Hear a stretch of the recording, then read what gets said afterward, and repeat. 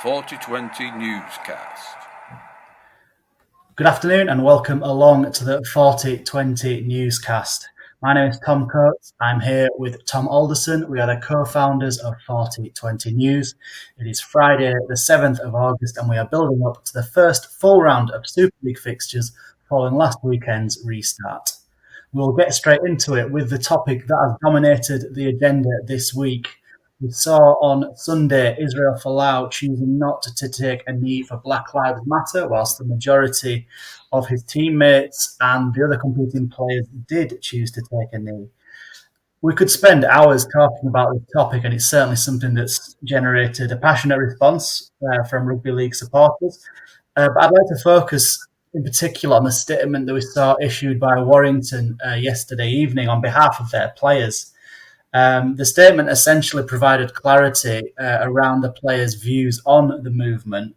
It emphasised their total support for Black Lives Matter, but also alluded to the possibility of players showing their support in other ways. Now, this wasn't a direct reference to players perhaps not taking a knee, but it appears to perhaps protect against any backlash if that does happen. What did you think of this statement, Tom? And do you think we should see other clubs following suit with this?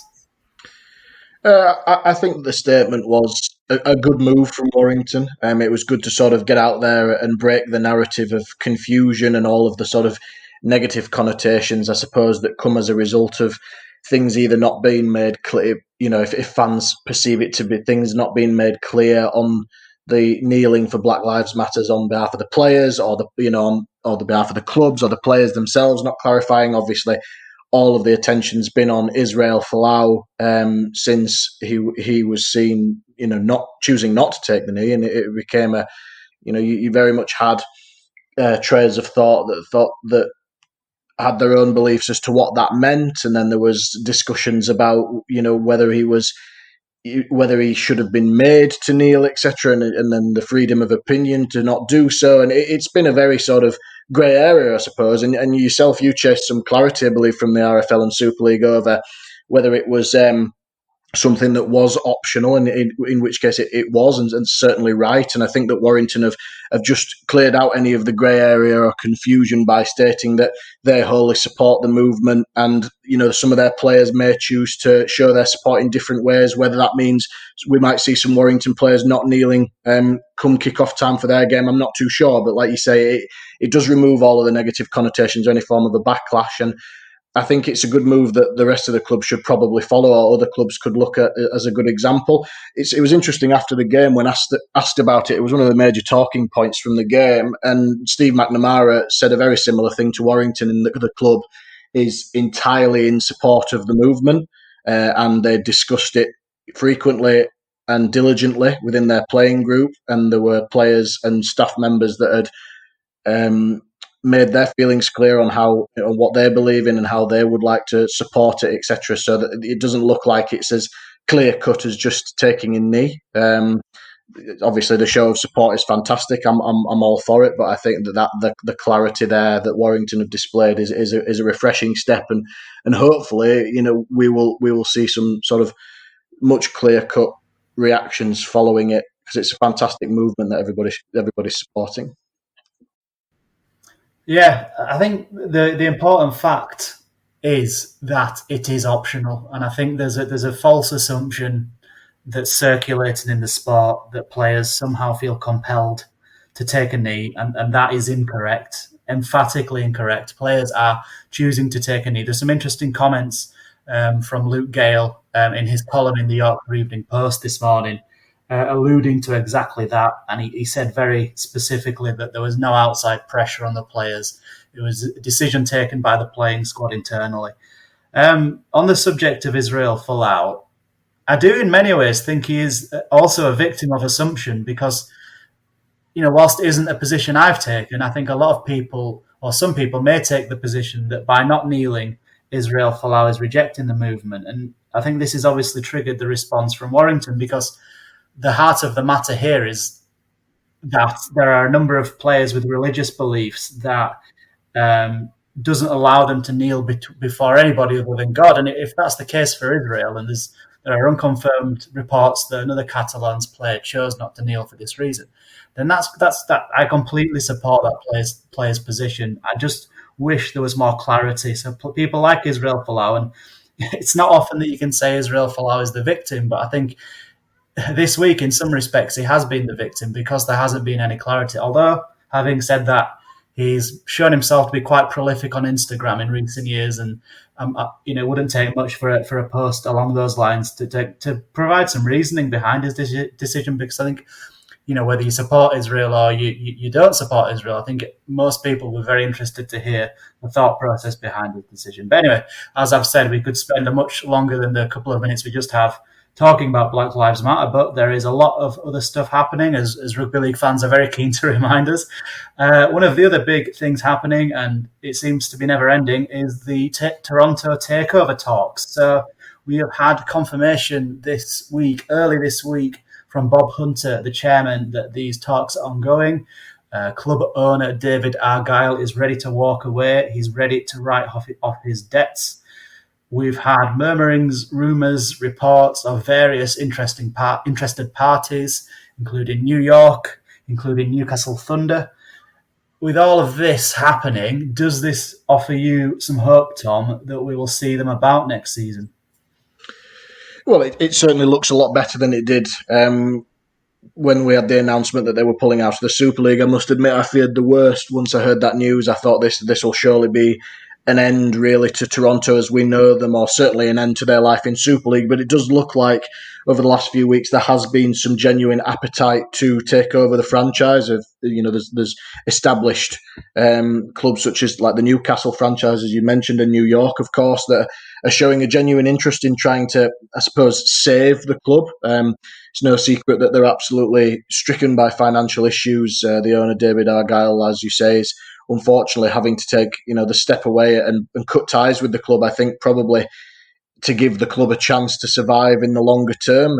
Having a lot of cash flow problems, as I see, and there's some very ugly reports of players and staff not being paid for months on end, and it's just not a good look. So I personally am hopeful that one of these deals might get done and that the club could be taken over. Whether or not that will mean that they're playing in Super League in 2021, I'm not too sure. There's plenty of water to go under the bridge yet. I think the initial focus for everybody internally still at Toronto is to make sure that they secure at least their short-term future so that they're in a position financially to sort of build for the longer term again.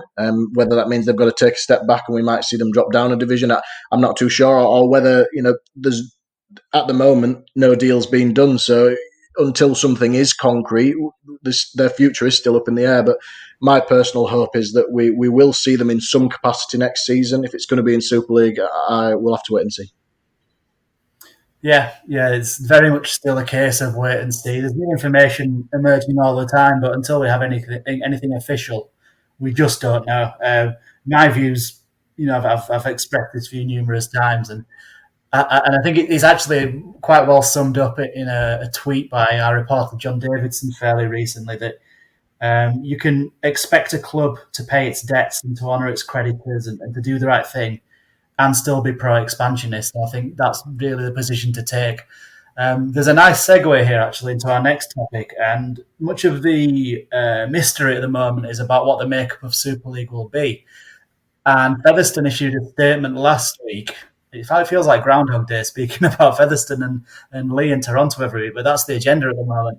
Featherstone issued a statement seeking formal talks about being admitted into Super League. And the interesting thing for me in that statement was their sort of belief, or them pointing out, if you like, that the TV contract with Sky dictates that Super League must be a 12-team division. Now, we discussed last week what the makeup of Super League will be, and the more you think about it, the more you think they're just going to roll with 11 teams. But if what Featherstone are saying is correct, and that the Super League and the RFL are obligated to deliver a 12-team competition, then that does make things very interesting. We've also seen Lee make a little bit more noise. So previously we were speaking about Derek making a number of tweets. He's followed that up this week with a quite lengthy statement a lot of stuff in there from Derek, including some personal issues that he's battled recently. But the headline really for me from that was him reserving the right to take legal advice. So it's starting to get a little bit messy. Do you see a light at the end of the tunnel, Tom? And do you think we will see something that will satisfy all parties next year? I don't think it's going to be possible to satisfy all parties, because unless Super League take the decision to allow all of these clubs that have put themselves forward to either replace Toronto or take Toronto's spot next season, then not everybody's going to be happy. And we still don't know, as we mentioned in the previous point, whether Toronto will play their part in Super League next season. Of course, there's no promotion and relegation, so at the moment, I know they've forfeited their space this time, but the championship clubs, the Featherstones, the Lees, and London, I suppose, to an extent as well, said that they would be geared up to come into the Super League next season. I don't know whether in these scenarios you may have to put a case forward to ignoring the fact that they haven't won the division below to come up as you would traditionally. There's obviously a case to make for that. We'll have to wait and see on that one, but I don't think there's going to be a scenario that pleases everybody. I've said before that I personally think the ideal, and this is just my opinion, the ideal model for Super League would be a 14-team competition. I do believe that we have the strength and depth of clubs to be able to do that, as long as clubs are given the time to establish themselves. I think the constant sort of threat of relegation really scuppers teams being able to build long-term sustainable Super League squads, but that is the nature of sport. It's the same in a number of different sports, and it adds to the theatre of promotion and relegation. I understand that. Do I think that Featherstone or Lee will be in Super League next year? I really don't know. They put forward good cases in terms of the standards they're setting, but I feel as though obviously it's no secret that they have different agendas to a lot of other championship clubs. These are two clubs that had spent a lot of money gearing themselves to make a real push for promotion this year, and that's now been taken off the table. So they feel as though they need some reconciliation for that. But at the same time, London did a great job when they were in Super League last year, and I'd be very happy to see them back in the competition. So I really don't have a definite answer. It's still very unclear what's going to happen. I'm not sure which way Super League are going to go on this. Of course, a lot will depend on what happens with Toronto, as we keep saying. It's just going to be a case of, I'm sure there'll still be plenty of noise coming out of these clubs to try and put the best case forward, and whether we might see an expansion of the competition next year, I'm not too sure, but it's certainly very, very intriguing. And like you say, it's developed into a little bit of a frenzy of news at the moment that seems to be never ending. Yeah, definitely. And you mentioned there about expansion, and there's an interesting, I think it was Neil Hudgell, there's a name that seems to pop up every week in our newscast, a proposal he made about gradually expanding the competition to 14 clubs and doing so without relegating anybody. So in practice, that would involve admitting one of those teams that you've mentioned and perhaps adding Toulouse to the mix for 2021, and then adding another in 2022 and another in 2023. So I feel like if you were to do that, it would possibly remove the pressure of making a decision if you were also to be able to add the caveat, yes, we've picked this team, but to those of you that are disappointed, we will be admitting another team next season. And at that point, you can potentially put an application process in place. You could potentially put, the traditional route of earning promotion through winning a grand final in place. So it's certainly an interesting theory. I am very intrigued to know whether it is true that Super League must run at 12 teams, or whether or not there will be some dispensation that Super League and the RFL agree with Sky for that not to be the case next year. But it's another one of those where we're going to have to use our get out of jail card and just say we'll have to wait and see. We could be accused of just focusing entirely on things off the field, but we're going to close this week's episode with stuff on it.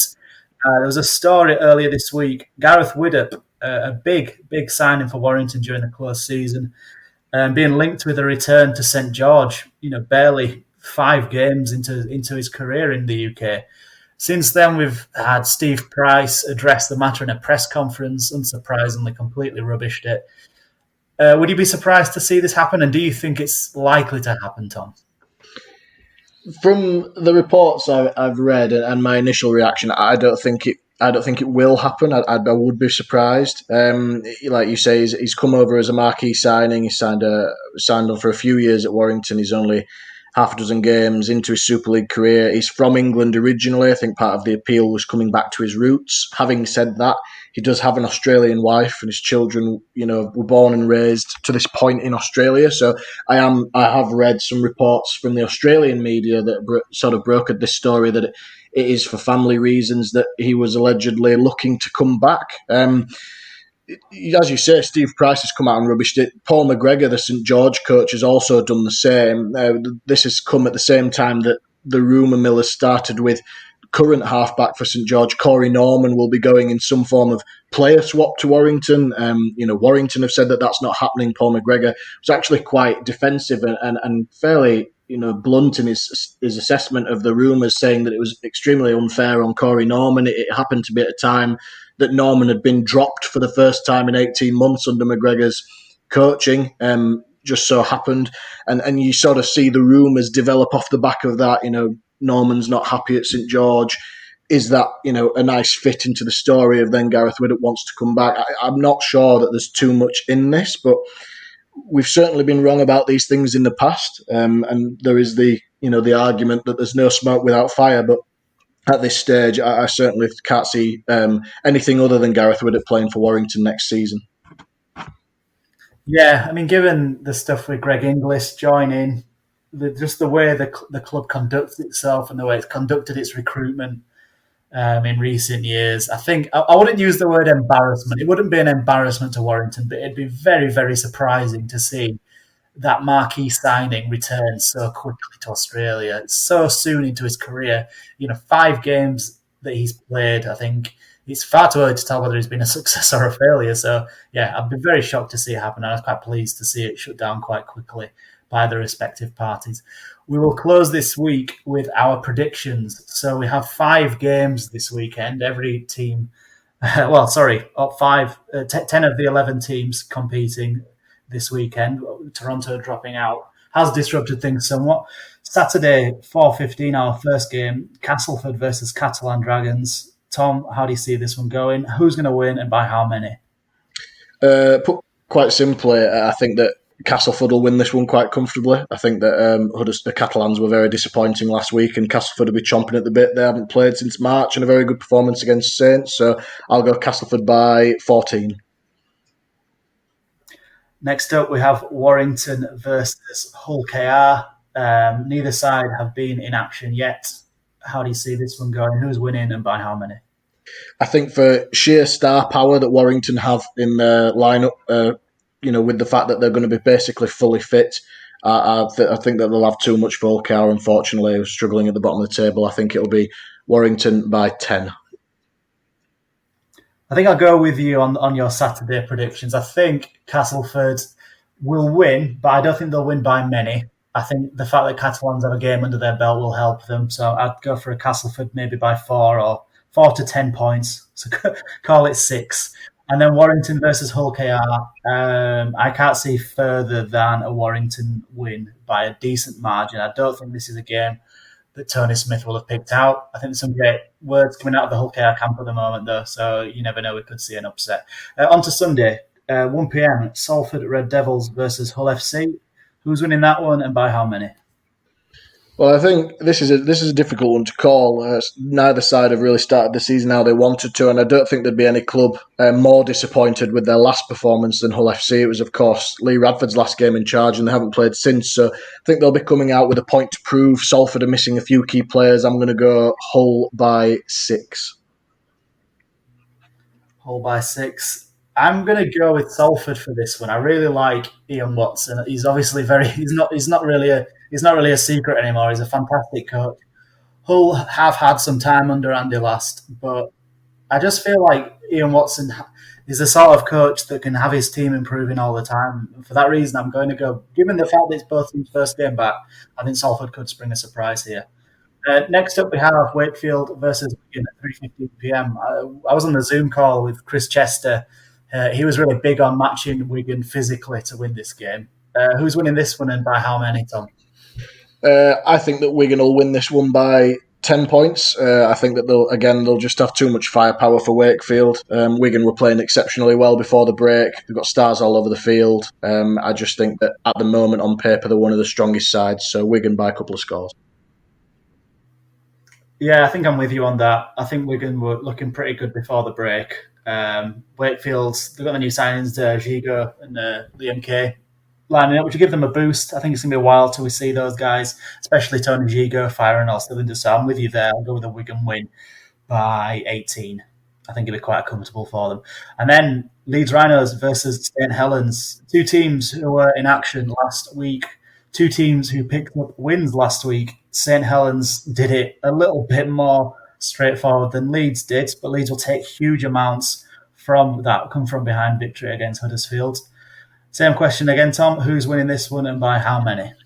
I think this is probably the most difficult one to predict of the week. I thought I was odds on for my prediction last week of Huddersfield springing an upset to come in, but Leeds, to be fair to them, found the character to come back and put on a real score in the last 20 minutes, which was very impressive. Having said that, St Helens were very, very good against Catalan from minute 1 to 80. They didn't look like they'd missed a beat. The experience of James Graham really sort of galvanising the forward pack. Didn't really seem to have missed Luke Thompson. For that reason, I think that Saints will just nick this one by 2 points. I think Leeds, if they're going to win, are going to have to play for 80 minutes, which is what Richard Agar's challenged them to do. Yeah, I'm with you on this one as well, Tom. I think I was really impressed with St Helens last week. And I think out of the 4 teams we saw, they were the ones that really capitalised on the 6 to go.